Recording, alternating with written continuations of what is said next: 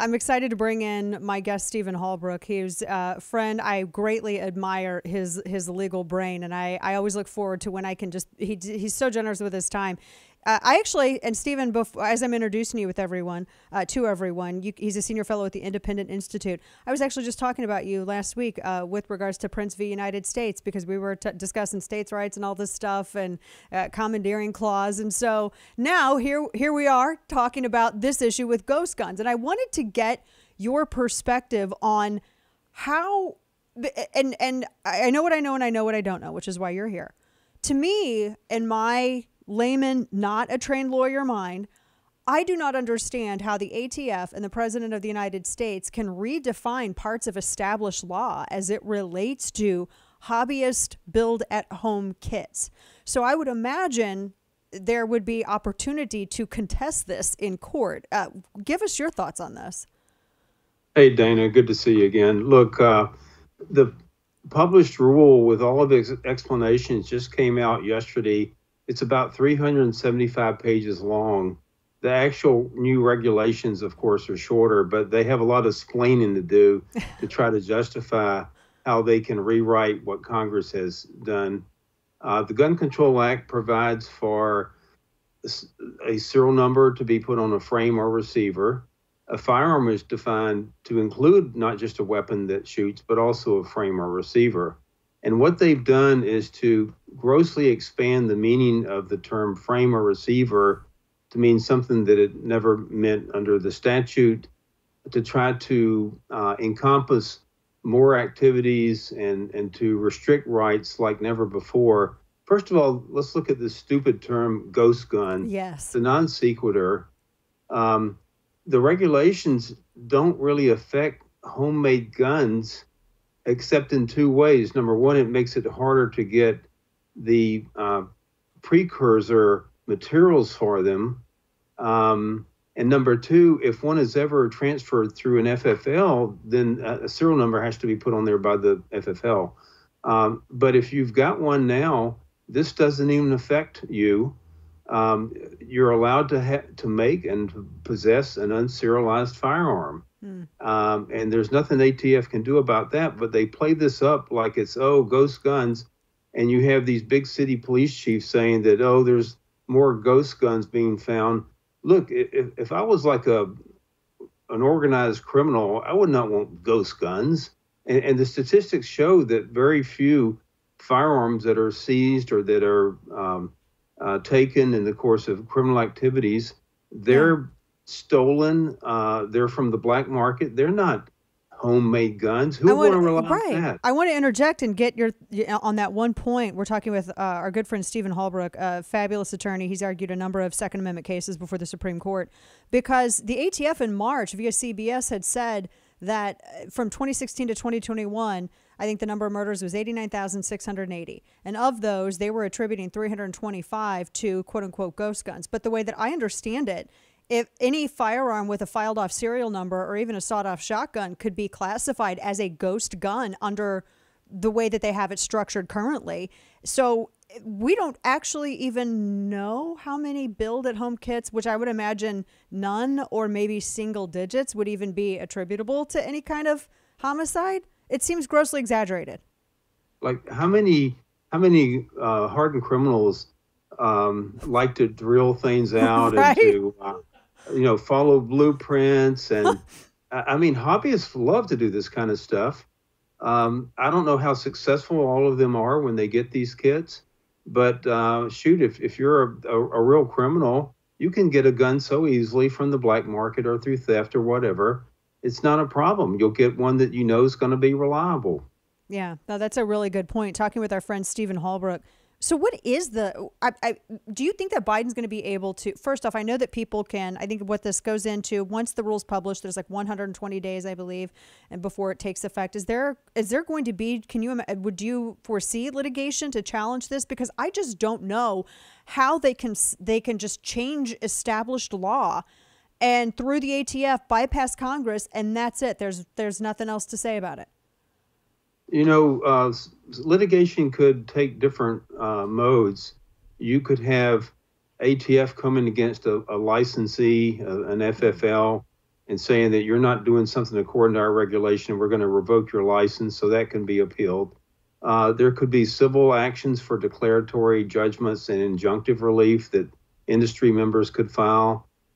You could have criminal prosecutions where someone has something that's just a piece of partially machined raw material, and ATF says it's an unfinished frame or receiver. That person could be prosecuted. It would be a defense that it's not a frame or receiver. So there's a lot of ways, or a lot of different manners in which litigation could ensue. I think the fact that they had to take so much effort and going over 300 pages to explain all this, the more you have to try to justify something, the less justifiable it might be. Right. And what they've done here is tried to interfere with individual rights in terms of hobbyists and what people can do with different raw materials. And so it does have Second Amendment implications as well. But even more than that, I mean, ATF just doesn't have the authority to do this. Now, we have a strain between Congress setting up these agencies and them going way beyond their authority. We have the so-called Chevron rule about deference to agency interpretations that hopefully the Supreme Court's going to resolve that. They've let it get out of hand. But that's always a problem when you got agencies that are out of control. And so the ATF is a politicized agency, more so than ever before under the Biden administration. They're doing things that were never done under Obama. And so, it's really gone too far. And so we'll have to see where the strains come out and what happens in court. Yeah, we're talking with Stephen Halbrook, who's argued a number of these cases related to the Second Amendment before the U.S. Supreme Court. You mentioned, Stephen, raw materials. And I say this as a joke, like, so when do we start buying 79% lowers? But, right. at the same time, where do you draw the line? I mean, at some point it's like, okay, so we'll go through all the percentages, then we'll go through just the different kinds, the different, variations of aluminum. Then we'll go to drill presses and routers. Then maybe Home Depot entirely is banned. Where does the line drawn? Right. Keep in mind, 80% receivers just a kind of a made-up slang advertising term. Yes. And I mean, ATF doesn't use that term. I wouldn't use the term. But this has been going on for decades. People will write in asking ATF, when is something a frame or receiver? And they'll say, when it gains the identity of being a frame or receiver.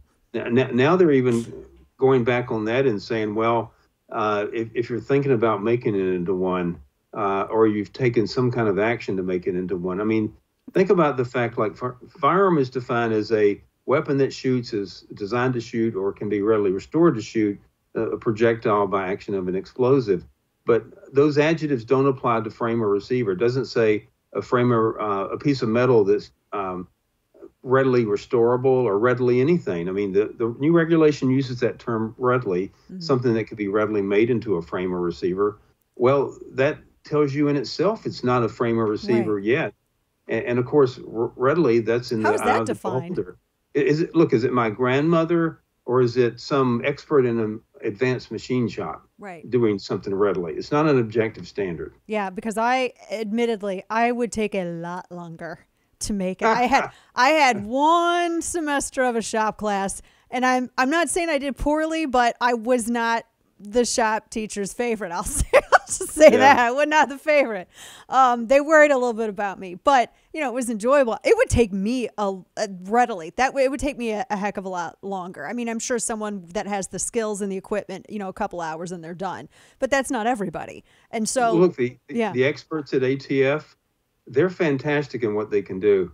I really admire them. I'm talking about the firearms technology branch people. They can turn something from, something that's totally not into something that it is in terms of a firearm technical issue. And most people can't do that. A lot of regular industry people can't necessarily do that.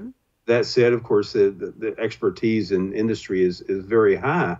On the other hand, for the average person, they just don't have the equipment, the skills, the training, the know-how.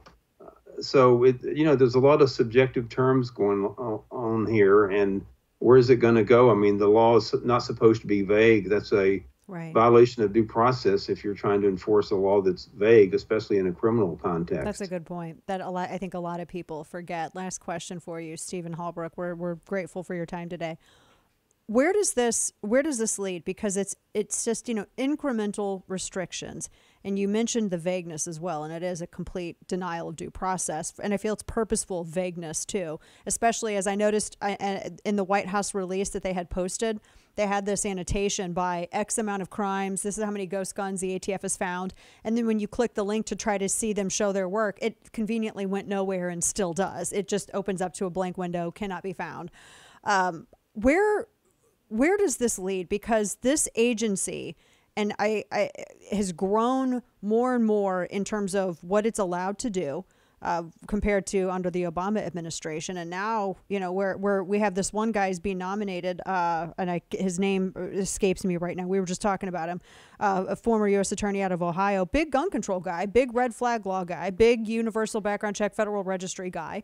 And I think, with working with him and putting that together, it just seems like this is going to be more of a legislative department than a regulatory department that really should be abolished anyway. But your thoughts, just last words from you on this. Look, everybody knows the real issue is crime, and it has to do with bail. It has to do with incarceration. Restorative justice. It doesn't have to do with phrases like ghost guns. Ooh, I'm so scared. So so they get assigned, though, since the Democrats don't want to do anything about crime, they assigned the ATF to be the whipping boy to make up these new rules to try to extend its power as never before. I mean, so much has been there since 1968. The definition of frame or receiver, an ATF regulation that could have been fixed in a minor way, and now it goes for pages. Look, it's out of control. It needs to be reined in, and I'm just hoping elections coming up are going to have some effect. I'm telling you what, from your lips to God's ears. Yeah, Steve Dettelbach. I'd forgotten about his name right there. Good to talk with you. Stephen Halbrook, always so good to have you on, and really appreciate your perspective on this. Thanks so much for joining us and giving us some of your time today. We appreciate it. Thank you, Dana. Great to see you. Take care.